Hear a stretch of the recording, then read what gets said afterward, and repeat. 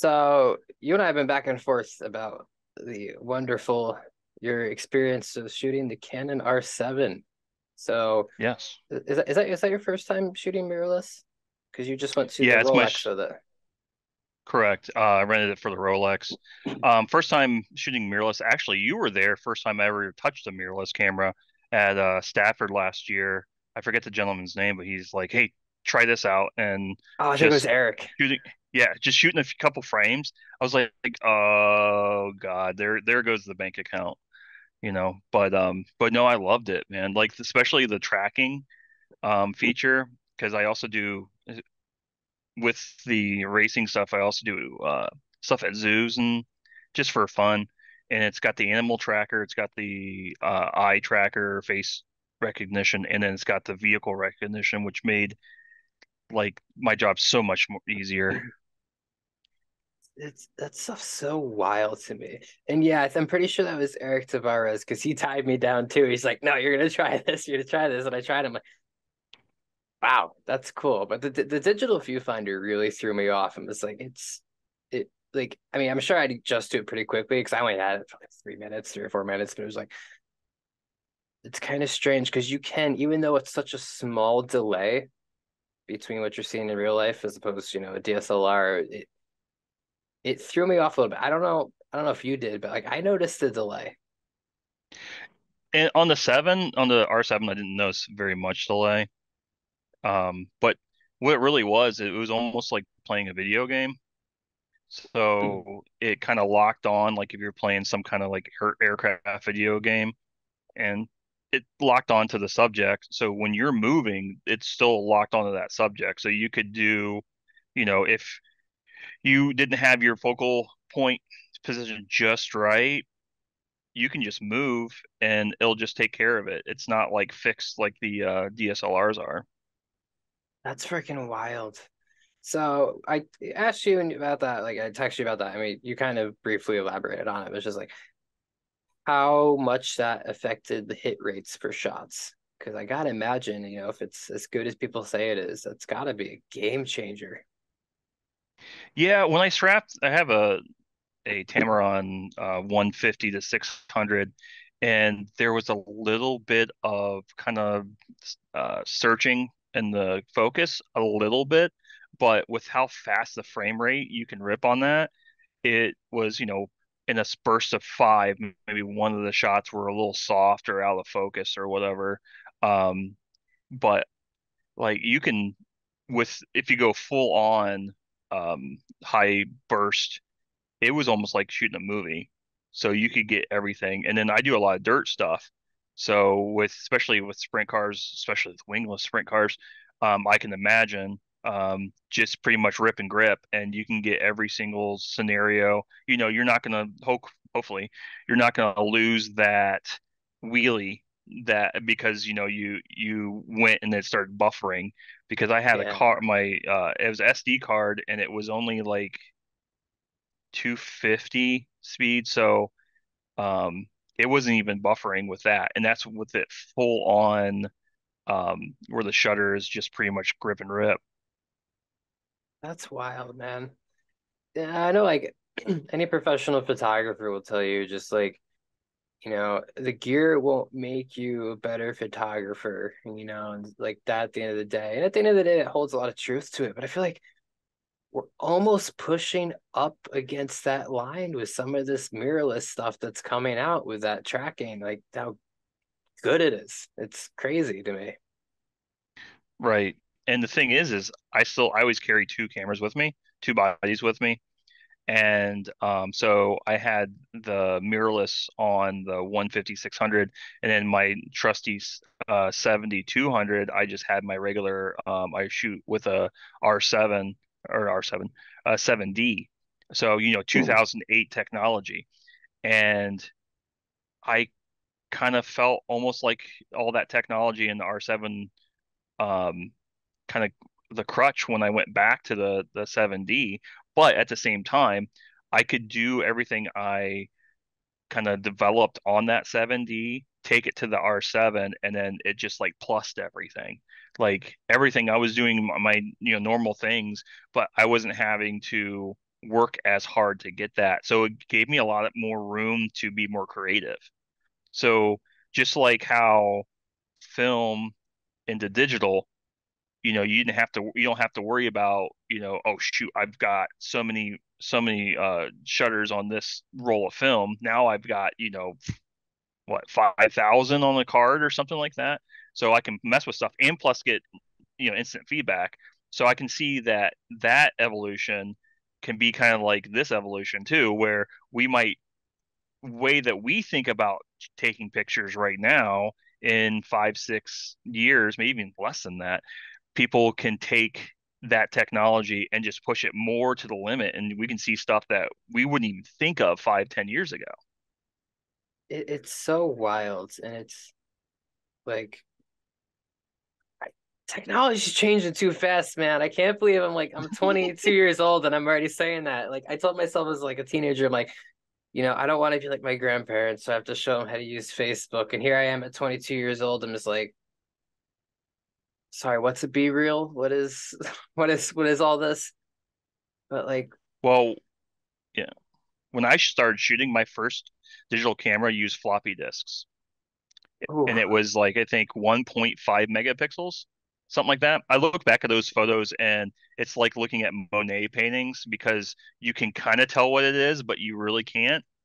It just looks it's all pixelated and stuff. So going from literally floppy disk, if you even know what a floppy disk oh is, yeah, yeah. um, going from that to like this mirrorless where the SD card is so small, I feel like I'm gonna break it just putting it in the camera. And it holds, I don't even know, I'm not good at math, how much more memory that is from a, 225, 228 gig to whatever the held on a floppy. That's something I'm like It's so crazy. forever thankful for, and it's like people don't take for granted. Like you see like a micro SD card that holds 256 gigabytes, and like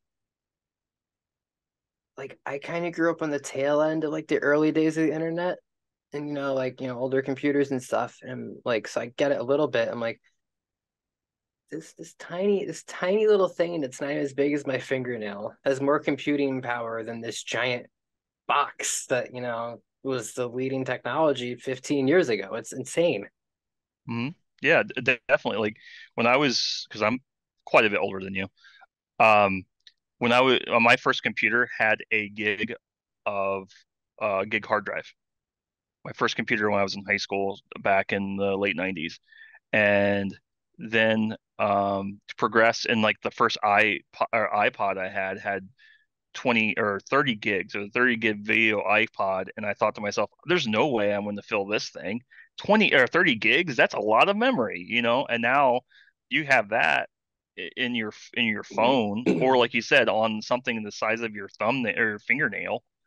But yeah, I think that the evolution in this technology is just going to hopefully take and make everything even better. I mean, I was kind of going off a little bit, but at PRI did this year, Chris Owens, the guy who's the head photographer at Indianapolis Motor Speedway and at IndyCar, was talking about how at Indianapolis they have pretty much every single photo ever taken by officially at the track, and going through that and seeing the evolution from the cameras that they used back in the early 1900s, where the shutter speed was so slow that it stretched the car Oh my when it was at gosh. speed. Yeah, you should see some like the Ray Haroon and like the early days.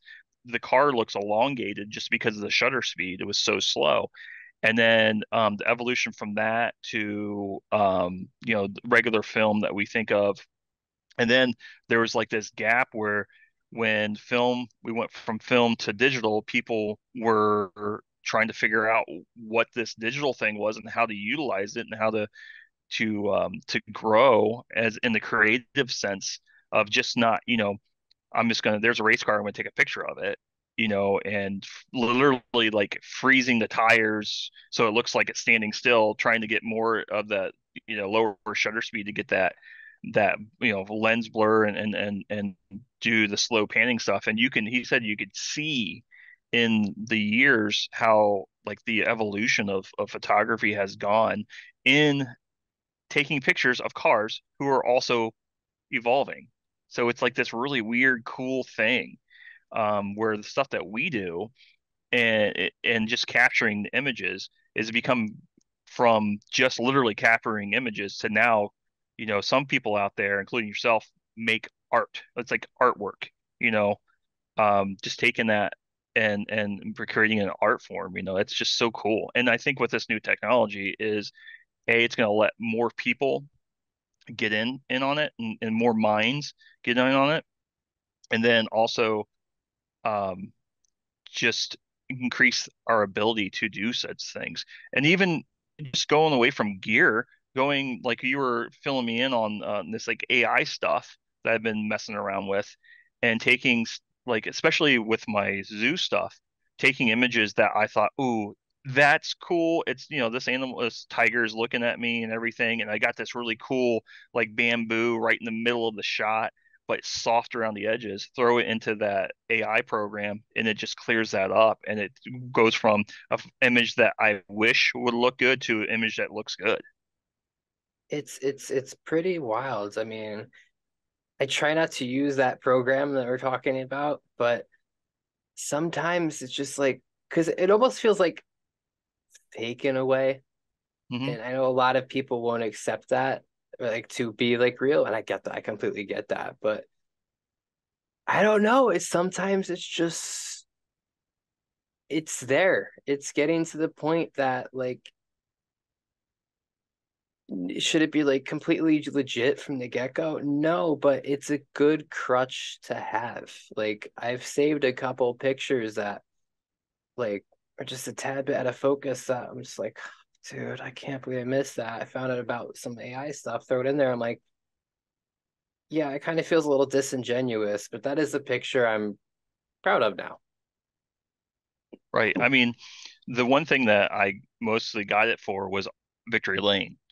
And you know how shooting Victory Lane, you sometimes have literally one frame that everyone's looking the same way. Everyone's smiling. You've got everyone's attention. And sometimes, which I've ran into, where it's like, okay, that one shot is soft on the edges, or especially when you do like a podium shot and you've got the subject in the middle. Oh, he or she's super crisp and everything, but the two people on the ends just could need a little bit of work. That kind of program, you throw that in there, and to me, it's not cheating or anything. It's just that this is what you got, and this is a tool in your toolbox. Now, is everything a nail and you're going to use a hammer? No. Sometimes you got to go in there and use regular tools as well, and not just go around just smashing things. Um, but when you need that hammer, it's there.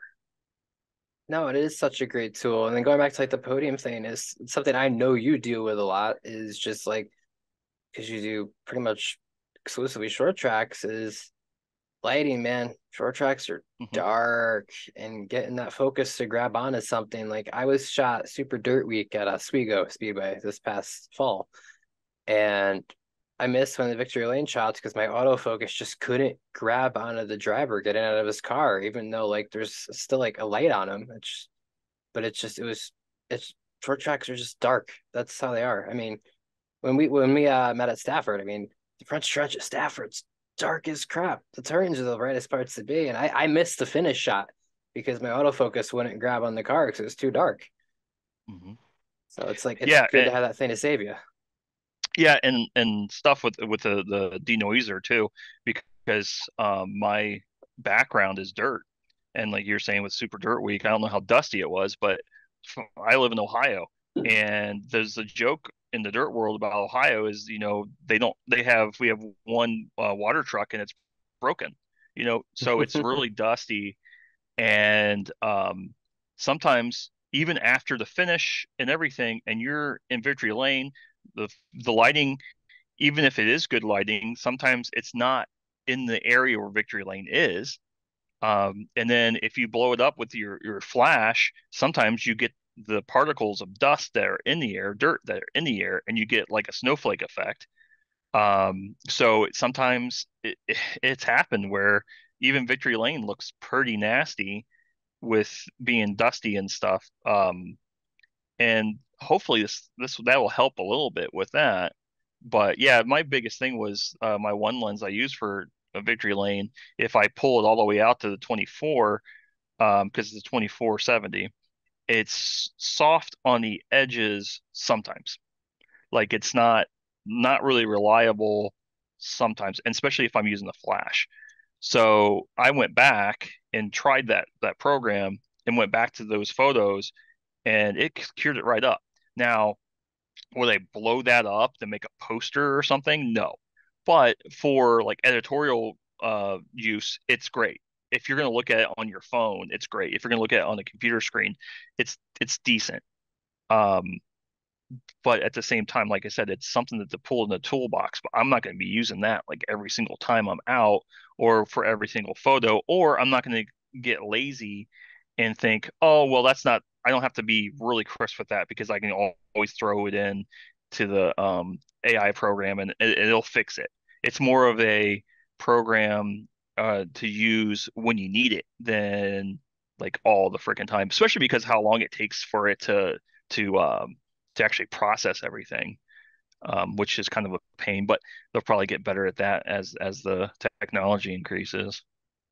No, it's definitely memory heavy for sure. But like going back to like SRX or Stafford, which is where I met you. I was covering the SRX series.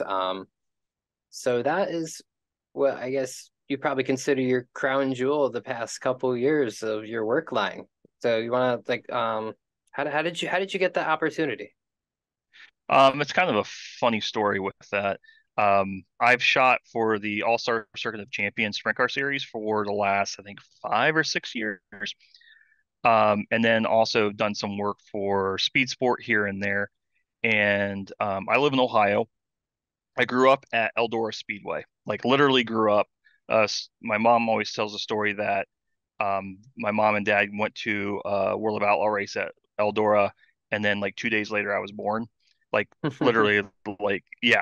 Um, so the first year, um, they were going to go to Eldora and IRP. And IRP in Indianapolis is one of the tracks I shoot at regularly.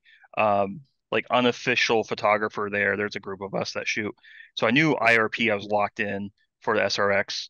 And for Eldora, I was like, ooh, I'd like to get on that media list.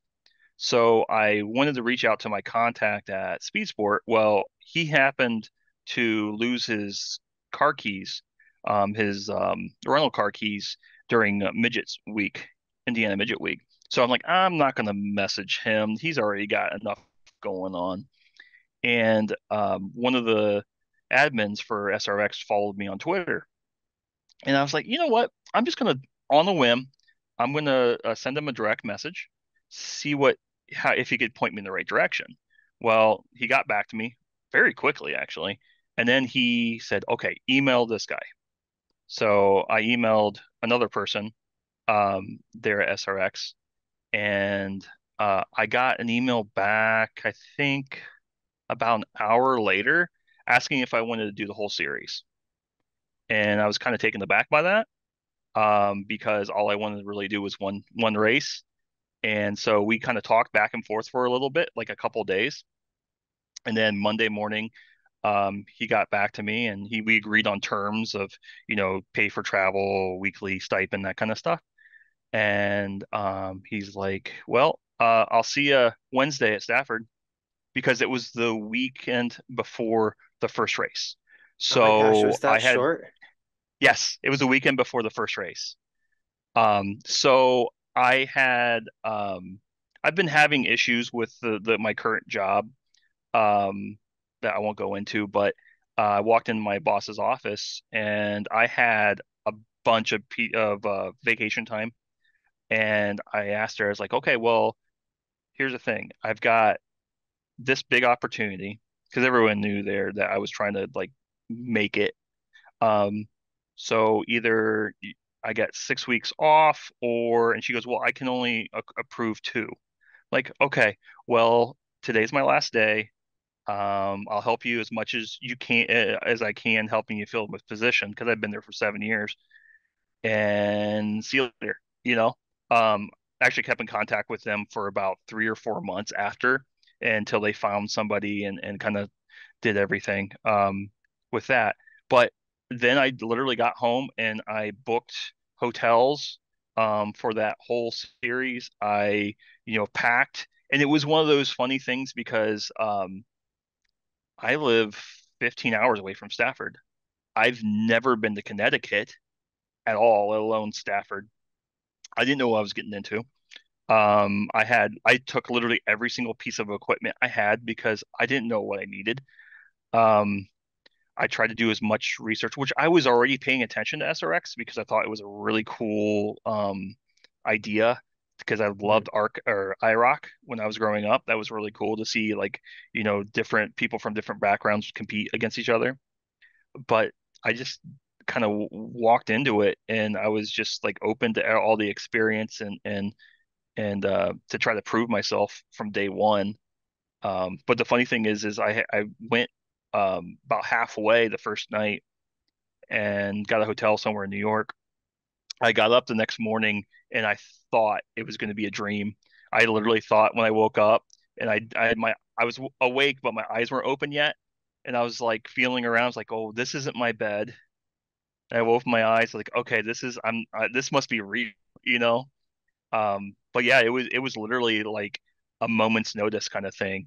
And from then on, it was kind of the first year was literally flying by the seat of my pants.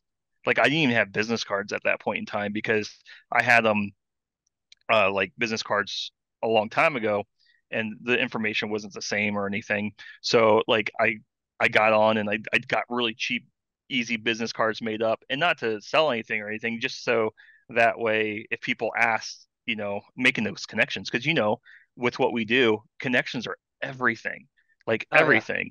And even if I give you a business card and you tear it up and throw it away, if 5 people do that, but the sixth person doesn't, that sixth person could be the link to your next gig. hundred So, percent. but but that was kind of like it was an overnight thing. Um, it was definitely a an experience and an eye opening going from shooting dirt tracks around Ohio and then going in, oh goodness, there's Bill Elliott and there's Elio Castroneves and all this stuff. And then like weeks later, they're saying my name because they know who I am, which is still surreal to me. That's gotta be so flipping cool. So you get a couple days notice to you sign on our SRX, like basically race week.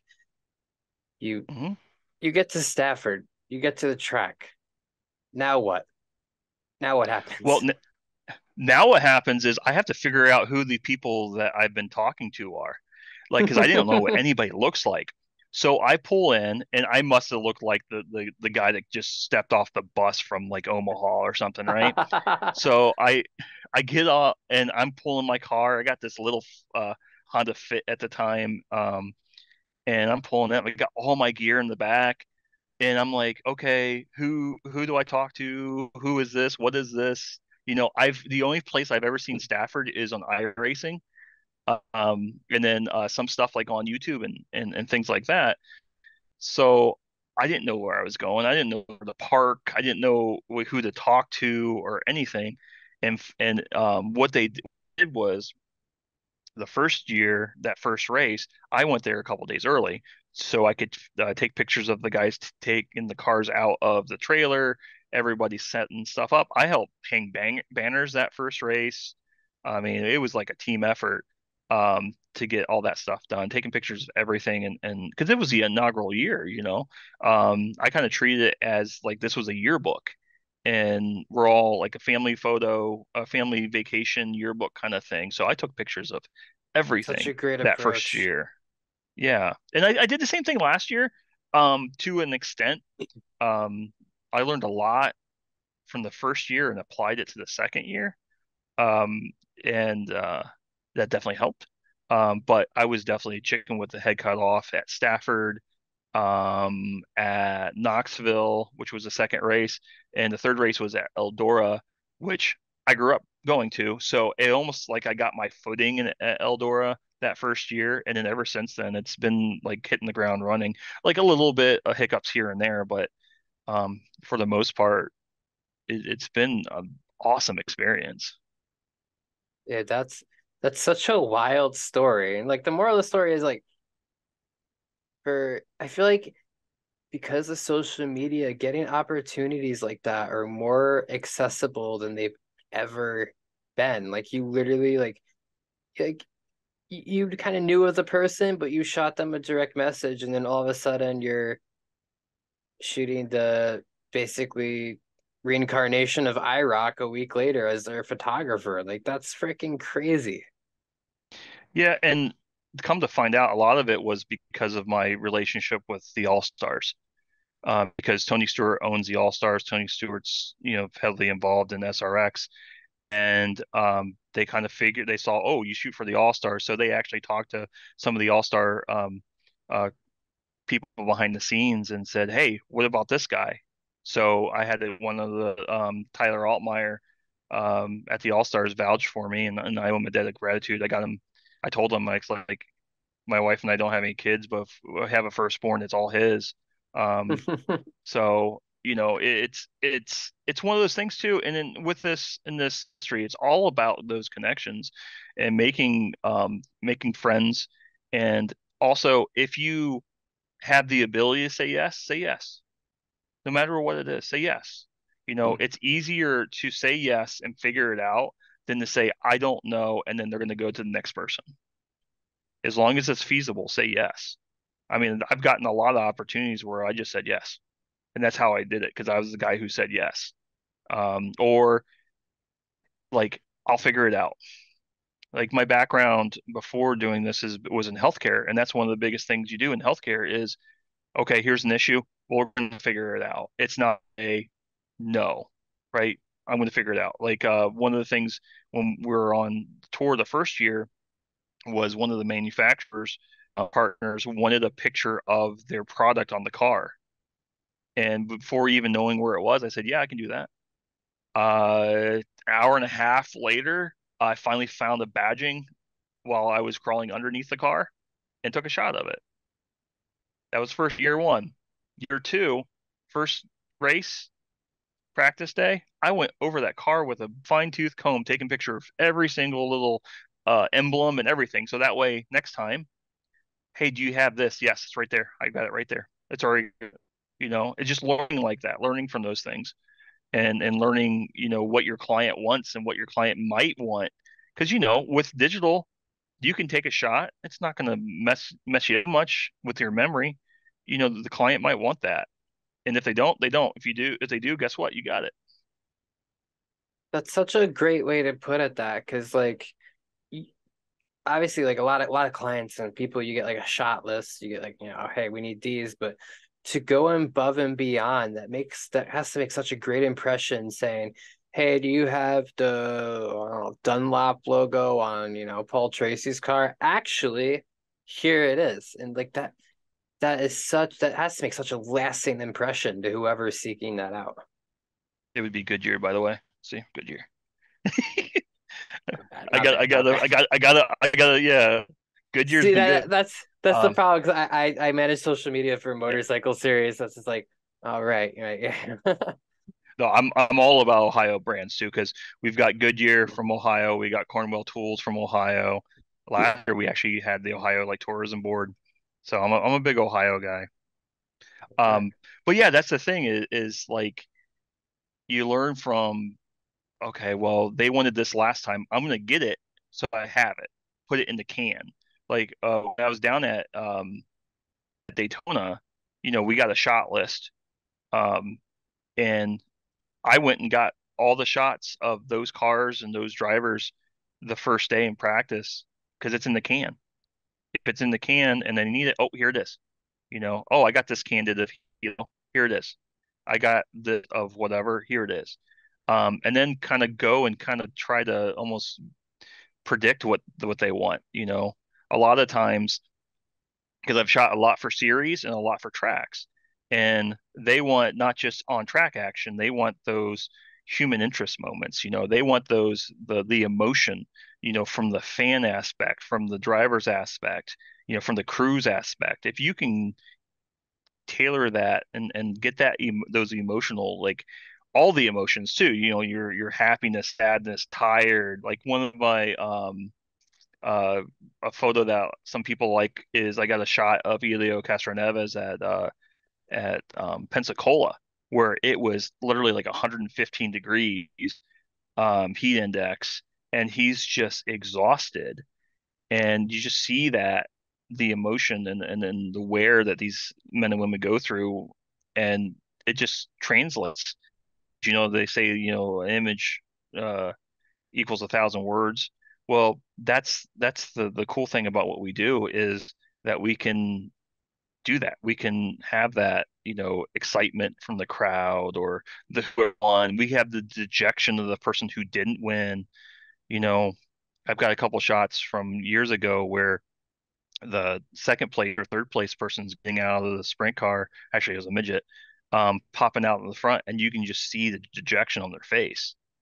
Like, that's great. I mean, not that they get dejected, but just to capture that because that's a real moment. And that's one of the things we do is just capture that emotion in those real moments.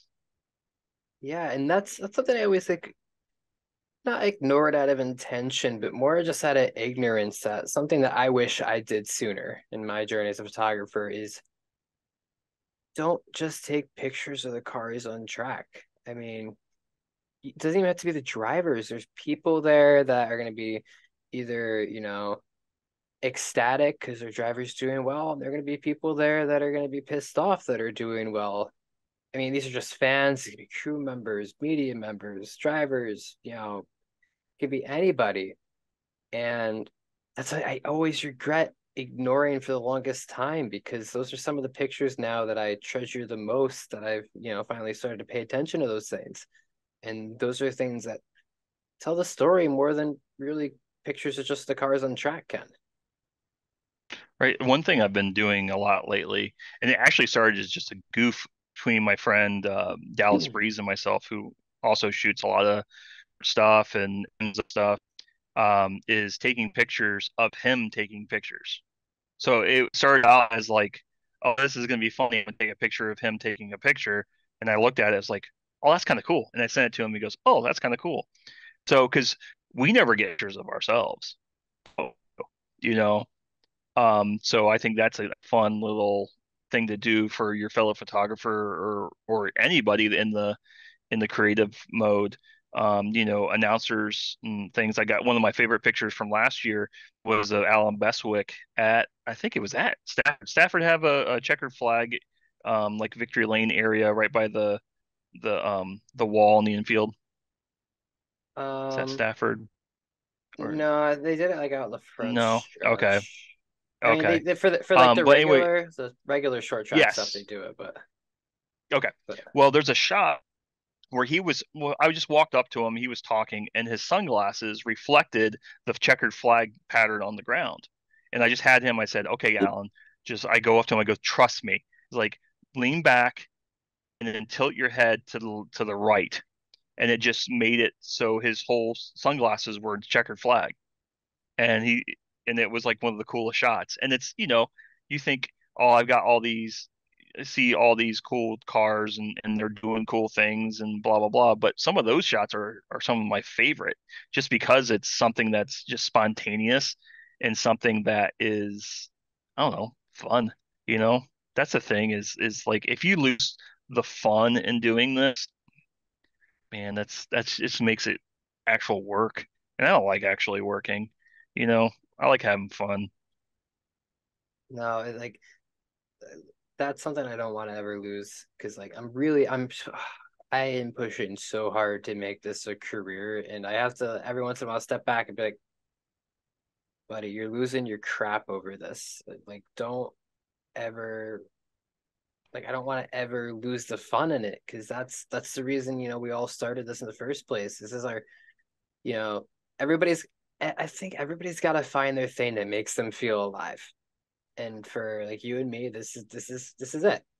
And that's a lot of people like friends and stuff or anybody online was like, well, don't turn your passion or hobby into a job because you'll grow to hate it. So it's like it's kind of scary to make that leap to try to chase that because there is that option that it could end up being. You could end up hating it.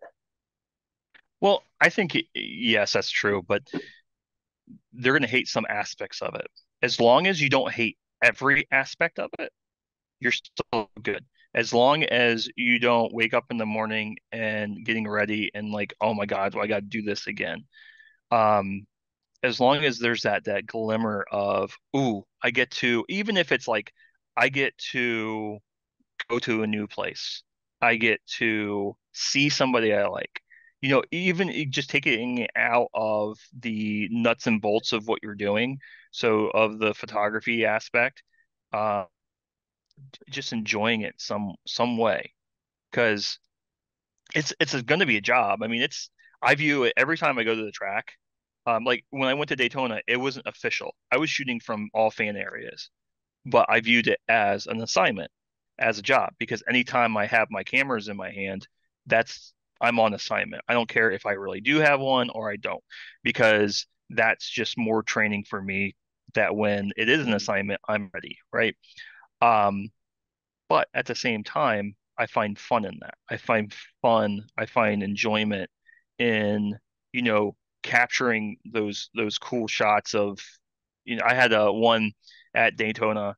I was just looking for kind of some human interest stuff, and this guy had his baby, and they're both with their backs to me. So I go and I ask them, "Hey, is it okay if I take a picture of you and the little one while the cars are going around, and I'll just have it at your back?" And then I went and I gave him like the copy of it, digital file of it, and that was fun. That was enjoyable. That I made that person's day by doing that. It helped me because I had it in the can. Okay, well, there's some human interest right there because I'm all about the one of the biggest things for me about the whole motorsport stuff is the family aspect. Fathers, sons, especially because that's who introduced this to me. It was my dad, and I lost him when I was really young. So it's a connection to him. So anytime I do that and give that back, something small, I mean, it literally took me 2 seconds to push that shutter, set up the shot, take the shot, 2 seconds to send it to that guy, you know, and he even let me post it online too. Um, and so finding that kind of stuff, even if, at the end of the day, you're going to have that little nugget saying, okay, well, I did this. It might be a crappy day. I might be cold and wet because it was raining or snowing like it was at California yesterday and the day before. But at the end of the day, I made somebody happy. I made myself happy. Hey, look, I'm doing it, right? I'm doing it. So as long as you keep that, you'll be golden, man. You'll be golden. And guess what? It's I always say it beats digging ditches. You know, there's worse things to do out there. So you just got to find it. And then along with that, one of the reasons I do the zoo stuff is where I can clear my head. Used to be at the racetrack, I could clear my head. Well, now, I've got A, B, C, D, and E to do at the zoo, man. I'm like, okay, well, I guess I didn't get that shot today. Who's going to be upset? Just me, because no one else is expecting it, right? So just finding that thing that you can clear your head with, maybe it's, going and doing, well, Justin Potter, which someone that um, he does a lot of landscape stuff, and I can see that That that stuff is probably is what. beautiful. Oh yeah, it's amazing. When I was talking about the art stuff, I had him in mind and a couple other people in mind, um, but that's a way to kind of clear your head out. He's hiking and he's also making artwork. I zoo stuff. I'm getting my fat butt around, walking a couple miles, and I love animals, so I get to be kind of close to animals, not too close, but just close enough. Um, and take some good, decent images. I won't say good images. Some of them are good, some of them are okay. Um, but yeah, so just finding something that you're you can have that passion and have it as a job as long as you have something else and another kind of escape. I feel like I'm giving you like we're in a therapy session. Dude, this is freaking perfect. I love this. Yeah. This is awesome. Yeah. This is because going back to what you were saying about, the photographers never get pictures of themselves. That's the whole premise for this podcast. I want it to be. It's just like, whether it's journalists or photographers or the announcers, their whole goal is to tell stories of other people. Well, homeboy, nobody's out here listening to our stories, so that's what this whole ordeal is. That's what the whole Yeah. goal of this is. And it's also not only that, it's a learning tool, man. Like I had Justin Potter on here the other day. The wealth of information you could get from listening to that 1 hour podcast on just like how to go about, an assignment or something. It's just like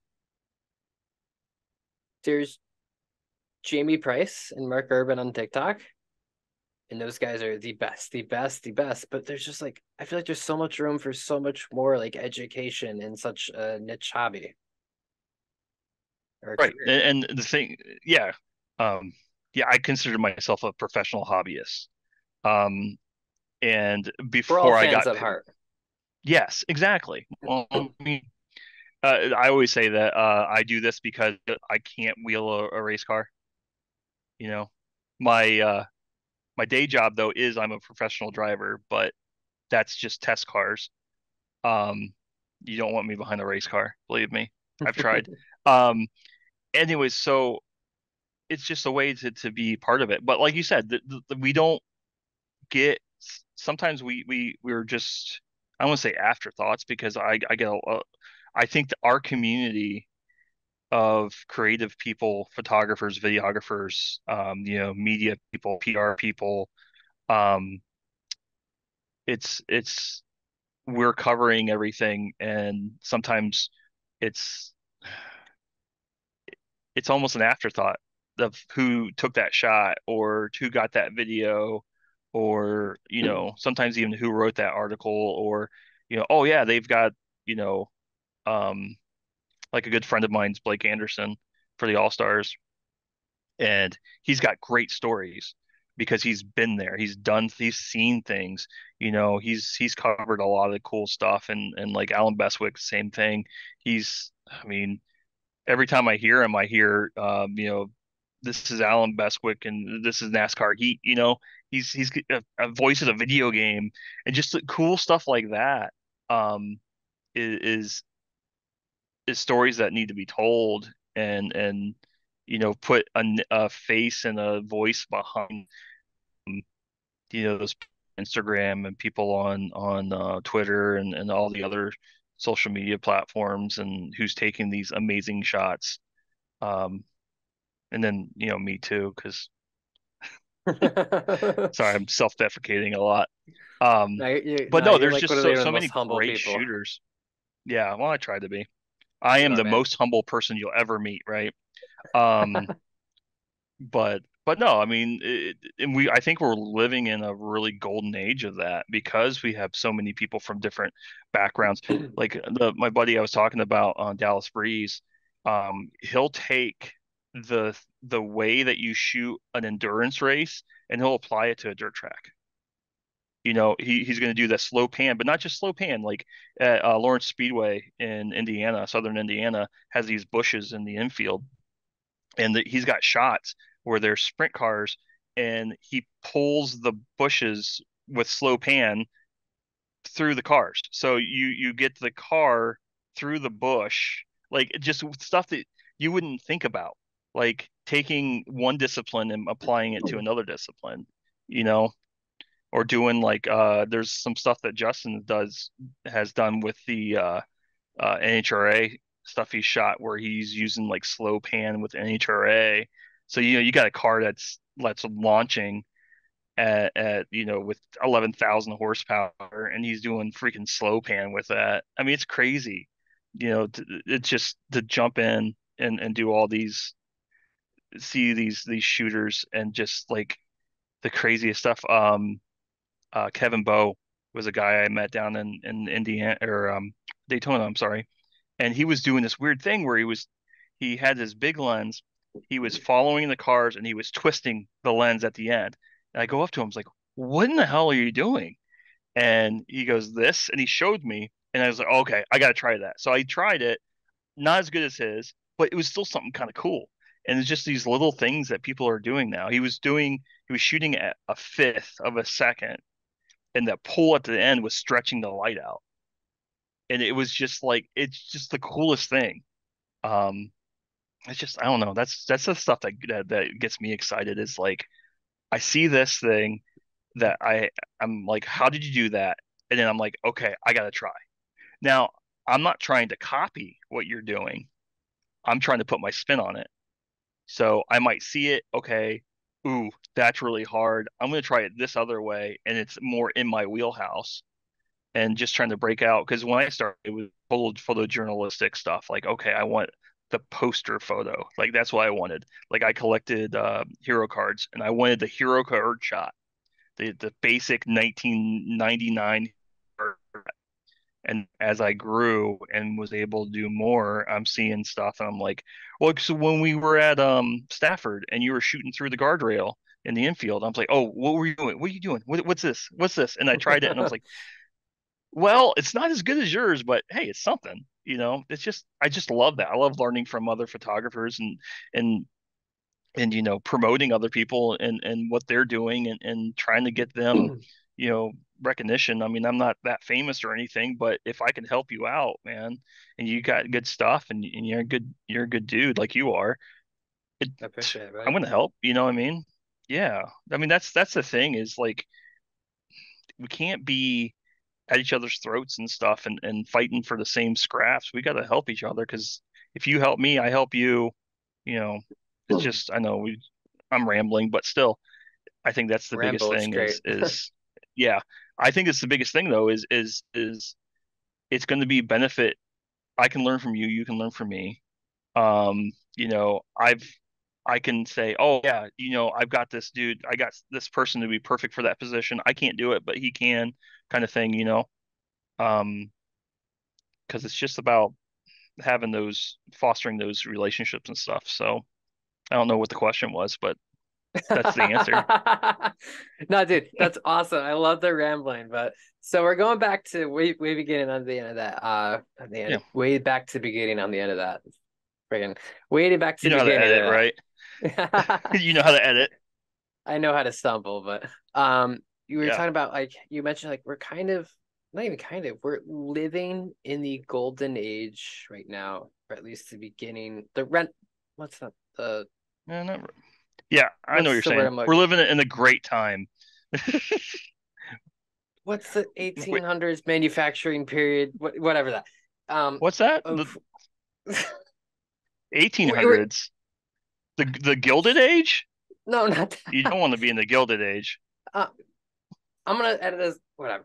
And we're we're at this point that we're not worried about, storage and stuff. So we can sit there and we're living in this golden, this beginning of a great thing where we're not just documenting history, we're making art now. We can sit Yeah. here and take a picture at a fifth of a second, take 3,000 pictures and not even hit one and be like, okay, I lost a bit of time in my day, but I'm not, in the hall of film. Like the most recent picture I put up on my Instagram was a motorcycle mini motor rider, and it looks like he's got like gold all over him. I'm like, I saw, it was a pre-practice at the end of the day. I got all the pictures I needed done. I saw the sun shining on some dead, like, weeds, and I'm like, I'm gonna go sit in those dead weeds, and I'm not leaving this spot until I hit this shot. And I felt like through looking through, after like as I took them, I didn't hit any until I looked way after, and I was a little frustrated. I'm like, I kind of hit some of these, and you know what? It's not what I envisioned, but it's cool, it's unique, and it's different. And Hmm. like you said you copied me on, not copied, but you saw me shooting through the guardrail at Stafford. Well, guess what? I saw somebody else shooting through the guardrail at Stafford, so I tried it, and then it kept going to you, and you tried it, and all of our pictures, I guarantee, would have been radically different, even though we were doing the same thing. Right. I mean, there's been many times where I've shot shoulder to shoulder with people and showed them, and they're totally different. even though we're shooting the same subject, really not even a foot away from each other.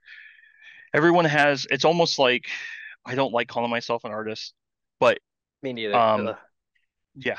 So I'm really into music and music history, and I forget who it was who said this, um, but they were talking about Brian May from Queen and his Mhm. guitar, and how much music came out of that guitar. Because I don't know Oh if you don't yeah. know this, Brian May has one guitar. He plays one guitar. Yeah. He's pretty much always played one guitar. So every Queen song came out of that one guitar.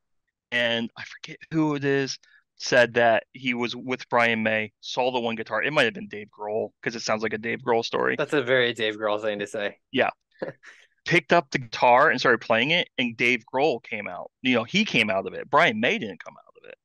So that guitar has written so many songs, but it's Brian May that made that guitar sound like, right? So it's I might pick up your camera, but it's going to be me who maybe mess up with the setting. Even if I use the same settings, my vision's going to come out of that, even if we're trying to do the same thing. And sometimes some people, the layman, might not see the difference, um, but we can, you know. Um, but it's good. I mean, going with the music stuff, you know, um, you listen to a song and you're like, that sounds like okay. So I'm a big Led Zeppelin fan. Okay, always All been. right. And I mean, I'm old. I'm not that old, but I'm close. Um, and then when Greta Van Fleet came out, everybody's Oh like, "Oh, they sound yeah. like Led Zeppelin. They sound like Led Zeppelin. They're Led Zeppelin, whatever." Well, guess what? Same thing was said about Whitesnake. The same thing was said about a band called Kingdom Come from the 80s that probably no one remembers. Um, just because you kind of sound like it, there's different. That's different songs. It's different. Guess what? They sounded like somebody else. Everybody sounds like somebody else. Everyone takes their influences and takes them to the next level. Some people And 1 second, I lost you. Can you hear me? can hear you. All You right. just can't I hear tried to. me. Yep. I tried to plug Yeah. in my Bluetooth earbuds with like one Uh-oh. earbud in because this said low battery and it didn't work. Anyways, back to I think the last thing I heard was like you really Music. like Led Zeppelin, like the Greta Van Fleet and Led Zeppelin conversation. Yeah, yeah. Like you got people who like mute with music. Some people say some bands like they wear their influences on their sleeve, but at the same time, they create their own stuff. They're writing their own songs. They're writing, songs that might sound like somebody else, but that's not exactly like somebody like the source material, you know? So same thing with what we do. It's like creating anything, really, is that I can take up your camera, you can take up my camera, we can have the same settings, but we're going to come out with two different kinds of images just because, the way we hold the camera, just our even positioning, and it's just our outlook. So getting inspired by other people, I think that's the greatest thing. Um, just taking that to the next level because I'm one of those people that okay, I know how to do this, right? I know how to do I know how to do photojournalistic kind of shots. That's great. That's in my toolbox. Now I'm going to learn how to do slow pan, which I moved to slow pan. I'm okay with slow pan. I know how to do it, not the greatest. Okay, and then I see somebody doing something totally different. I'm like, okay, what are you doing? And 9 times out of 10, if you look and you see another person, a photographer, doing something a little odd, or you see somebody that you know and you're a fan of theirs or whatever, 9 times out of 10, they're gonna tell you like I've got shoot, I forget how to say his last name. His name's Cameron. He works for Haggerty, and he's the one who taught me how to do slow pan. And how he did it was he set my camera up and goes, okay, use the settings and do this and do this and do this. And it's so much easier than, just fumbling around because I could get review back. Um, so that's one of the best things about what we do is we can learn from each other and not copy style, but just, evolve. Because if you stop trying to get better, then why do it? It's almost like, why, if it's not fun anymore, why do it? So if it's not Exactly. fun and you're not trying to get better, then why? You know, And why? most people I find are an open book too. Like anybody you ask, like unless it's that cranky short track photographer that's been doing this for 60 years, they've sat in this exact same spot every Saturday night, which some of them are very cool. I find a lot of them, and I think a lot of the general could like there's like a stereotype, I guess, that, but they're all pretty much everybody's an open book because we're all here doing this same incredibly specific thing. We're all super passionate about it, and we all feed off each other. Like we say, like you know, influences and stuff. Any motorsports photographer that's up and coming that has TikTok, Jamie Price is going to be a huge influence for them. And there's no problem with that. I mean, take any musician in the last 50 years. If I would bet money they list the Beatles as an inspiration. And, that's just part of the evolution of it. It's part of the evolution of just this art form. You mentioned Greta Van Fleet and Led Zeppelin. Okay, if you're upset about that, it sounds like you're just upset that, you know, you're not young anymore and when the Led Zeppelin is in their prime because it's completely different. It's influence, but it's completely different. Hmm. Yeah, exactly. And I know people like they don't like that artistic stuff. They just like the bread and butter stuff, and that's okay, you know? It's okay if whatever you like and if you're stuck in what you want to do. Um, Another thing too is I think you're probably in the same boat, hopefully, is I like to challenge myself and shoot other things, like other forms of motorsport. I did my first drag race this last year, and it was a nostalgia drag race, so they weren't going super fast. Hopefully, I can get to NHRA race soon. And I did AMA flat track. And yes, it's kind of in the wheelhouse, but it's a totally different skill set. And those guys are nuts. But it's a whole different skill set, and it's just challenging. So I just take some of the stuff I've learned from other forms and apply it to what I'm doing. So I mean, that's if you ever get into a rut, what I suggest too is just go and kind of go outside you can stay in the same sandbox, but maybe go play in a different corner. Exactly, man. And it depends on what part of the country. I know I'm spoiled because I live, in the Northeast where we have everything. People don't realize that the Northeast, I would argue, has a better racing scene than the South, which is often, you know, put in the same basket as racing. Like, oh, racing's from the South. I'm like, I don't know. The Northeast racing scene's pretty good. Like, I know I'm spoiled because I have 5 NASCAR tracks within a 2-hour drive, an IMSA track, and a whole bunch of well-known short tracks. But Well, getting to I'd argue that Ohio is because I've got Indianapolis, Mid Ohio, MIS, Eldora. Well, used to have Kentucky. Um, but yeah, you definitely are spoiled with a lot of the pavement stuff. yeah, and like this year I got to cover. I mean, I don't. I didn't cover. I mean, I did. I covered ice racing, NASCAR, IMSA, Trans Am, Super Dirt Week, Mini Moto, SCCA Track Days, SCCA Racing, SVRA, and my favorite of all, which I never even paid a glimpse to. I got thrown off by the deep end. I went to somebody in school who does motorcycle or like race graphics, like Moto America, anywhere from like track day stuff. He threw me off the deep end and got me a job working for a motorcycle series that runs just at New Hampshire Motor Speedway. I became a social media manager, like I'm unofficial photographer, and I enjoy taking pictures of two wheels Yeah. more than pictures of sports cars. Do I care about motorcycle racing? I mean, I appreciate it. Those guys are unreal. I mean, I like that you can slam into somebody and not put their life in danger. That's something I enjoy about four-wheel racing.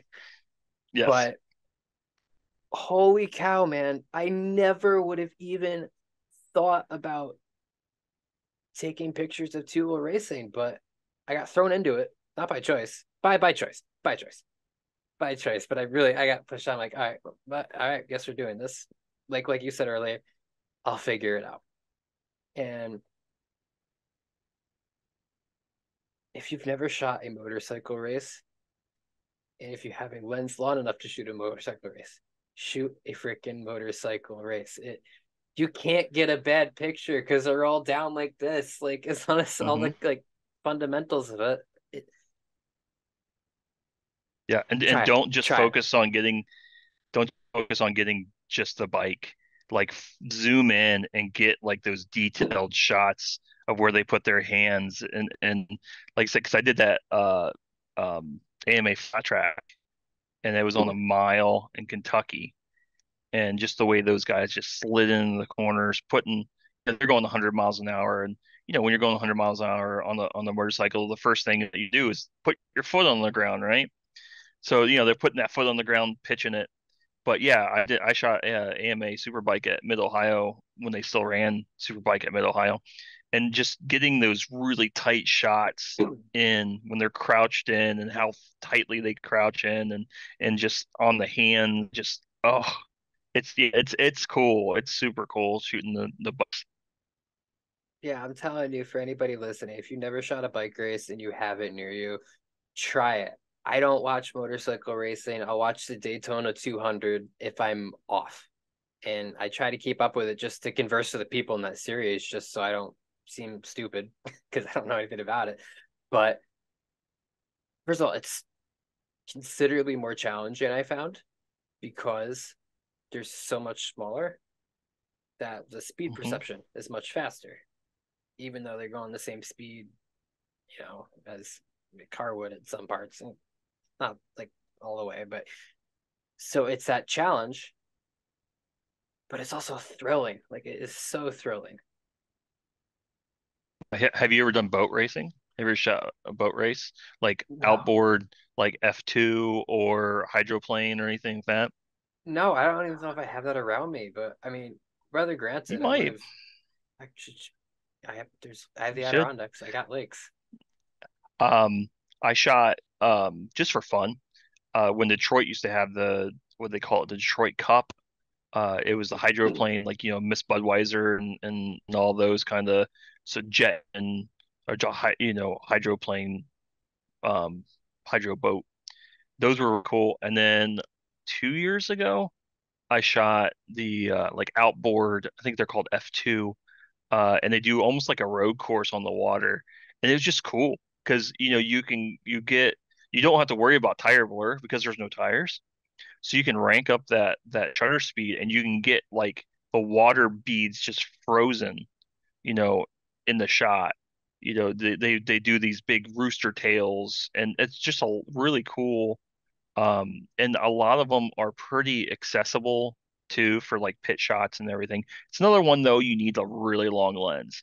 Like I think I was shooting at mainly 400 for most of it. That was before I had my 600, so it'd have to be 400. But I mean, you have to that's challenging too because if it's sunny out, you got that reflection on the water. You need, a polarizing filter or something like that. Um, but it's cool. Just make sure you get your sunscreen because that water, the sun reflects that water, and it's like if you're fair skinned like myself, um, if you're a ginger like me, you get burnt pretty good. But it's definitely a fun time. Another fun one, which people might not really think about, is like monster trucks.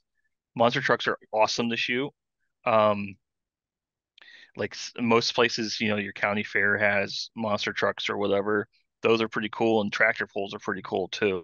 Tractor pulls. I want to Um, shoot one of those for sure. They look fun. hmm Wear your earplugs. Tractor pulls Oh are yeah, I've pretty been to a sweet couple as because a fan. They're cool. yeah, I haven't been able to shoot it, but I grew up going to the national tractor pulls in Bowling Green, Ohio, because Bowling Green's I don't know about 45 minutes from where I grew up, so we used to go there all the time. And my brother actually does, or used to do before he had kids, um, used to do like local truck pulls. So I shot a lot of those, and those are cool too because you can get, especially the bigger ones you can get the dirt clumped off the back of the tires, and there's a lot of cool stuff. And it's like kind of like drag racing where you don't have to move. because they're going to come to you. You know, it's kind of it's not bad. It's not bad at all. And then those crowd shots are interesting. Very interesting crowd shot at Tractor Pulse. Let's put it that way. You can get some fun stuff. People they like to party.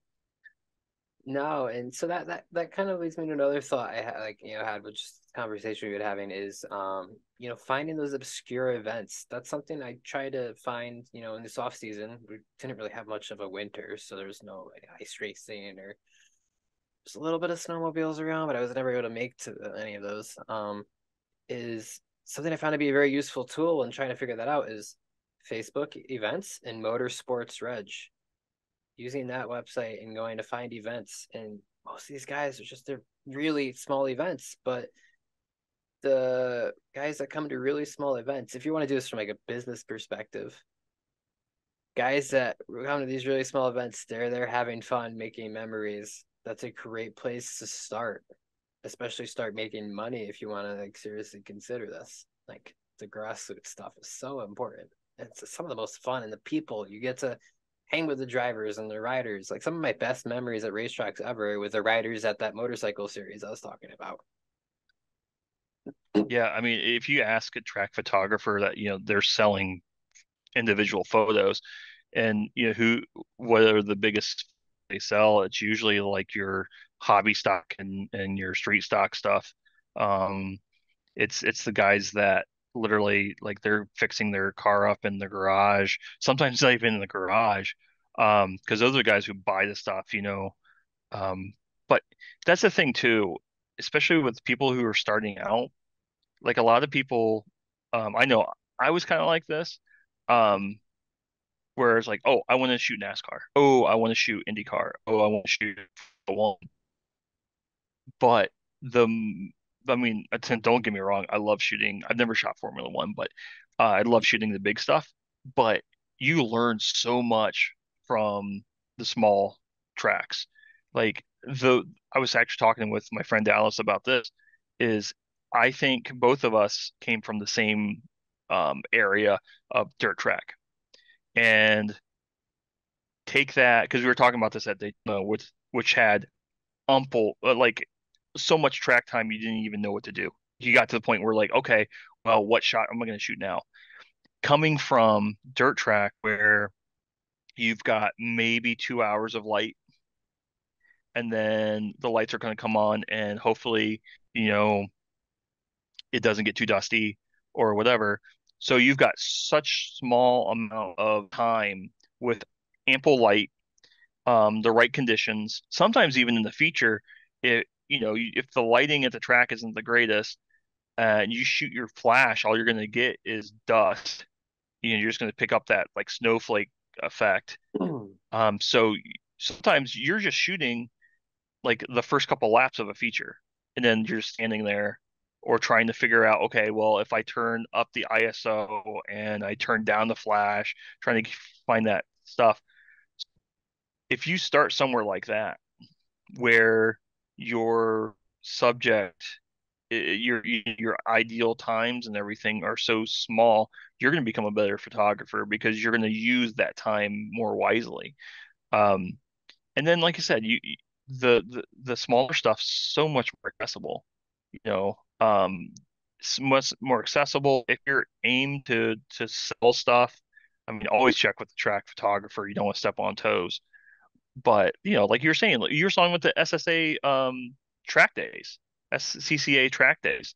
Like if I've got this, 2015 Camaro that has all this super horsepower and everything, it's my baby. I'm gonna buy a picture if it looks cool.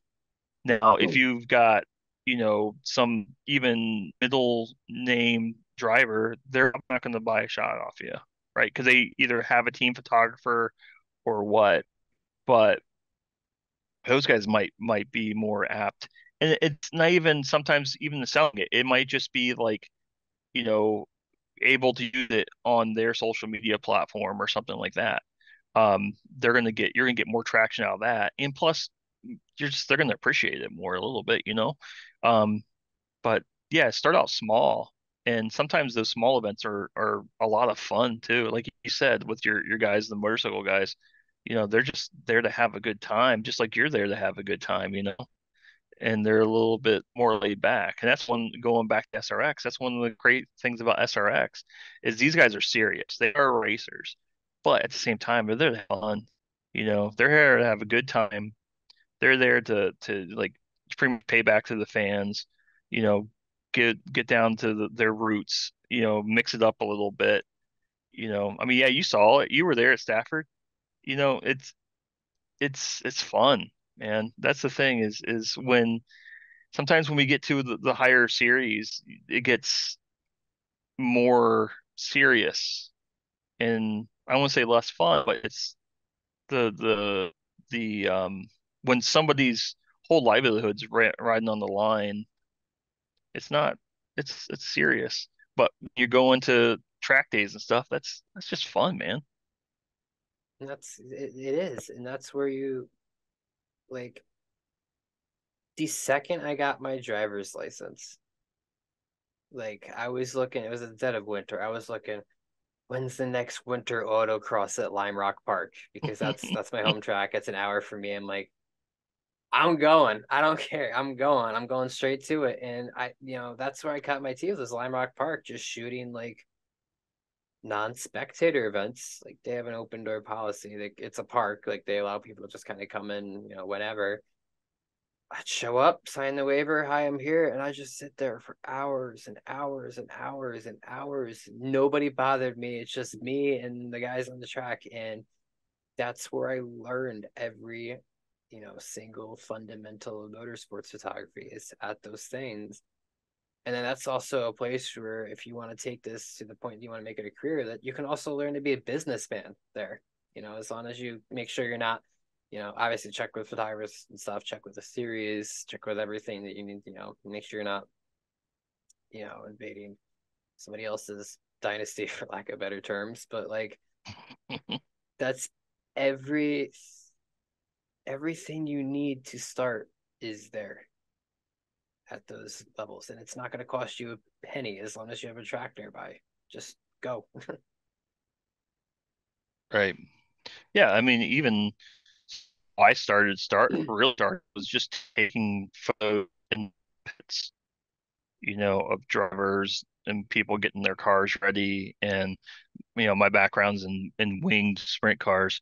So taking pictures of like the wings, um, you know, when the cars are stacked up and just kind of like almost like a deck of cards kind of flared out. It doesn't have to be action stuff, just kind of get your feet wet, get your toe in the water. But like I said, you see somebody, one of the professional people walking around, ask them questions. 9 times out of 10, they're going to say something. I mean, if you see me at the racetrack, go ahead and stop me, ask me questions. If Yeah, I'm same I goes got a for me. minute, yeah. If I got a minute, then I'll chat with you.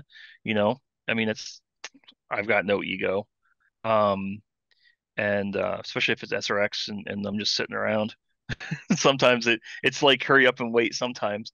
Um, but yeah, I mean, the thing is just make sure that you're not stepping on anybody's toes and just learn, and start small. That's the thing. I think a lot of people want to just jump in both feet and don't understand um, basic sometimes and what to do and what not to do. And just ask. That's the thing. That's one thing that I've always gone with is if you ask, the worst thing they're going to say is no, right? And it If even you goes ask for questions, go ahead. that even goes for like social media. Like if you're too scared to approach a photographer, if you're like, anxious or nervous, because like I got bad social anxiety. Like when I was first starting out, I didn't want to go.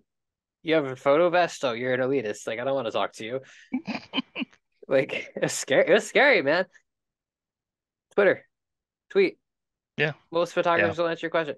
The greatest photographers, like if like they'll respond to your tweet. Even yeah. if it's oddly specific, most of them will, and they'll give you a thoughtful answer generated from their experience and professionalism. Yeah, my Twitter whatever DMs are open. Yeah, I've had same multiple goes to people mine. ask me questions. Now, most of the time it's like, "Hey, can you get me into?" And I'm like, that's No. not mine. That's that's. But I mean, if it's just questions like what kind of gear you use, what do you suggest? When you and I were talking about the R7, like just bouncing ideas, and I was like, "Hey, this is truth. This is what I felt." If it was the opposite where I didn't like it, I would tell you it straight up. Um, until I get that Canon that they're gonna sponsor me. I'm gonna tell you straight up. Absolutely. I don't That's think that's probably a good. coming. I think my I earbuds don't are think gonna so. die. So that's Okay. probably a good place to wrap it up, my friend. Where can where, like you said, open, promote yourself. Where can we, see your stuff? Where can we ask you questions? Like Instagram, Twitter, Yeah. everything. So it's going to be kind of simple. My Instagram and Twitter are exactly the same. It's at Regal Photos, Riegle Photos for Instagram and Twitter. Alrighty, So Wayne, that's, I thank mean, it's easy as simple. it goes. And that'll be in the description wherever you're watching this, Spotify, Apple Podcasts, YouTube, wherever it is. It'll be in the description. Wayne, dude, it was a great time. We'll definitely have a part two at some point. And if I don't see you, or if, we don't have that, I mean, we'll be in touch with each other on Instagram, obviously. And Yeah, I think very we're going to chatty. shoot a couple races this summer together. Yes, sir. Yeah, Couple. Dude, looking forward to it. it's gonna be fun. But all right, Wayne Riegle and the Sam Dre Show.